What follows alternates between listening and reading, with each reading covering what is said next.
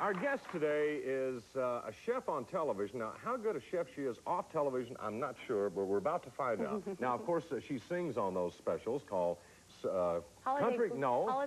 I started to say Country Gourmet. It's Holiday Gourmet. I'm sure there's some country food on there. We might change the name of the show if she doesn't get out of here quick. Say hello to Sylvia. Yeah.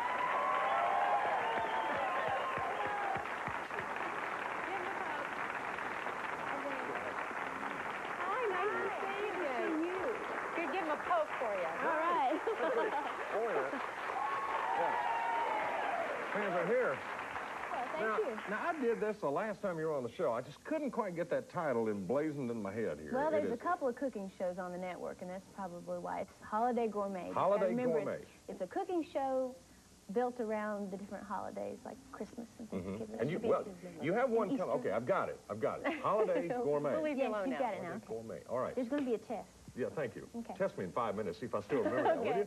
Anyway, the first airing of the special is on this evening, I believe, on CNN for Easter, right? Right. Who's on it? Arlene Mandrell is the guest. It's going to air tonight at 9:30 Eastern time. So, and then the next couple of days it'll be airing, and you'll just have to check your guide to see when it'll be on. What did you cook? Well, Chef Tell and I cooked a ham, and Arlene and I do a 7-layer salad. So. Wow. Seven all the Mandrells, it takes them all to eat that. Right. See, when you come from a big family like that, you got to know how to do that. I understand. I've got one question here. Have you ever cooked anything, you know, you have these people on that you really don't like? I mean, you're kind of on the spot there when you're preparing this stuff, and you taste it, and it always looks great. Well, really and truly, everything has been real good. Oh, come on. That's because Charlie hasn't been on there. But see, now the reason it's so good is we have food stylists that, I'm letting out a little secret here, but when at the end of the show, when the table's all set and it's real pretty and everything, Ginger Walsh, who's the food stylist, her and her helpers back there, they prepare everything that we eat there at the end. Now, if we were to eat some of the things we've cooked on the air, I don't know. I wouldn't dare try that, but at the end, they're cooked like they're supposed to be, and it turns out All right, well, has doing this show sort of rubbed off? Do you find yourself trying to be more of a chef or a gourmet at home? Honestly? Yeah. No. No. Still the old bologna sandwich trick, huh?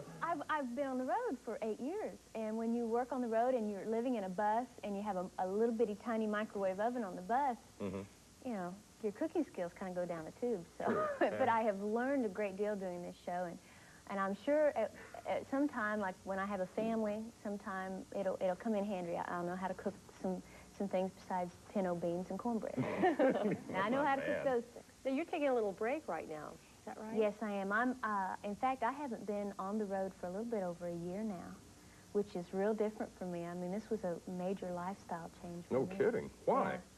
Well, for several reasons. For one reason, I needed a break. I mean, when you wake up every day for 8 years in a different city, that's just, it wears on you after a while. Now, I really enjoy traveling, but I didn't want it to get to a point where I maybe wouldn't enjoy it.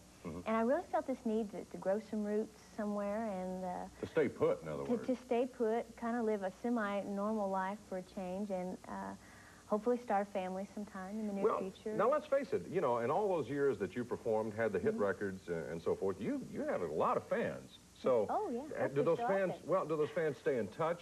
And by doing a show like Holiday Gourmet... You got it. Thank you. And by doing a show like that, is that a way you stay in touch with your fans? Yes, I get lots of letters. In fact, the network forwards a lot of the personal letters on to me, and it's been really great keeping in touch with all the fans and seeing what they think about the show. Yes, that is a way I can keep in touch. I've also been writing songs, which has been real good for me. I tell you, it's been a strange kind of an identity crisis when you do something for a long period of time, like work the road, and you're an RCA recording artist, and you're all these things that have a label attached to them. And then all of a sudden you don't have all those labels anymore. You really go through a kind of an identity thing. I have. And I think that this time off has really helped me redefine who I am as an artist, as a person, and writing songs has helped that too, because when I write music and I sing this music that I have written and is a part of me, it's like I sing differently. I feel like I communicate better now. It's like it's sharpening. Back off vacation. Yeah. When do you foresee yourself getting back and into it after you've taken this break? I'm learning to live one day at a time, and just where I am is okay. And I do want to record again. I do want to travel and tour again. But hopefully, maybe sometime next year. I'm just kind of leaving it kind of open. I'm not going to force anything. When I write enough tunes and maybe hear enough other songs, get the songs together to record, I will.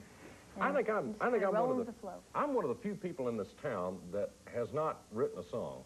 Okay. I mean, I've tried, and it's difficult. I have to hand it to somebody who can write a song. Where do you draw most of your ideas? Just around you, or do you have people maybe come up and suggest, hey, this happened, why don't you write a song about it? Well, mostly what I've been doing with the kind of writing, I've been through a whole lot in my life, which there's not near enough time to go through on here, but I find that in the last couple years, doing all this self-evaluation and everything of my life, it's opened me up, and I find that I have a lot to say, and in my music, that the songs that I'm writing have kind of been a healing process for me. Really? And so I'm putting a lot of my own experiences and my own thoughts and feelings down in my music, and this is part of the growth thing, and I want to bring that to what I do live on stage and on record at some point. Perfect. A great new album. Yeah, I know. Someday. Yeah. Sounds like you've got a whole crop ready to be recorded here. Well, You'll probably be doing that quite a before you few. know it. All right, now, we have given our audience the opportunity to put down a few questions that they might like to ask Sylvia. Okay. And I found a couple of real good ones here, and I'm going to go through the rest of this and find some more that might embarrass her, and we'll return with Sylvia Great. with some personal questions for the audience. Okay, we are back with Sylvia on Crook and Chase. Got a couple of questions. One thing I wanted to ask you, when you were younger and just getting into the music business, you were able to talk to Dolly Parton, and she gave you some great advice. I'd like you to share that advice and what you would tell young people wanting to become songwriters and singers. Well, she was real sweet, first of all, to even talk with me. I look back now and think how rare something like that was to happen for her to actually... she invited me on her bus, and this was when I was 18, had not quite made the move to Nashville yet. And she sat down with me and said, you know, asked me what I wanted to do. And I told her I wanted to sing and all that. And she was so encouraging. She said, you know, if that's what you want to do, don't you let anybody talk you out of it. And just go in there and give it your all. And, you know, just all this real positive stuff. And I really needed to hear that at that time. Yeah. And for someone like Dolly Parton to tell me not to give up. I mean, she hadn't even heard me sing. And, you know, so I was just, when I came to Nashville, I was floating on a cloud. So probably I would give the same advice to anyone else. I think it's real important to know exactly what you want to do. I've talked to some people that kind of say, well, if this doesn't work out as a singer, maybe I'll go back and do this or that or the other. I think you have less of a chance of making it in the business if you don't just have 100% of your energies keyed in. And I like the positive aspect of it. You got to have that in order to succeed in this town. I agree. All right, Anita Skaggs is here from Wheelersburg, Ohio. Why did you decide on country? I mean, you were 18 when you came to Nashville. A lot of people suspect you might do pop music then. Well, probably Patsy Cline. Really? I became aware of her music when I was probably junior high, first year of high school. And first time I heard her voice on the radio, I had never heard a singer that just grabbed me. I mean, and at that time I didn't know anything about Well, it. I didn't know that about you. So I found out all about her, and if Nashville was good enough for Patsy, it was good enough for me. There you go. That's what That's where I went. We've got one here from Nancy George from Marion, Louisiana. Are you married, and does your husband mind you being an entertainer? Is he jealous? Oh, my husband's not the jealous type. His name's Tom Rutledge. I am married. I've been married 5 years. Just had our 5th year anniversary, first part of this month. Congratulations. Thank you, thank you. Right. And he is a musician. And in fact, he travels on the road with Randy Travis. Are we going to hear any screams? Yeah. So, no, he's not the jealous type, and he's doing what he's always wanted to do. He's a sideman, plays acoustic guitar and some banjo in the show. Okay, so he knows all about the industry. One more here. Bill Warnock is here from Portsmouth, Ohio, and said, didn't know you were going to be on the show today, and he left your #1 fan, Hal Pixley, back at the office. Oh, no. Well, Hal? Yeah, you know, there's Hal. If you, Hal's in camera 3 watching, Right. okay? Oh, okay. Hal's at home watching, so if you'd like to say hello to Hal, I'm sure you'd Hi, appreciate it. Hal. Sorry All right. we missed you. All right, we took care of that, Bill. All right. Anyway, our thanks to Sylvia for being a good sport with us. Thank you for being with us, folks. Watch for the holiday.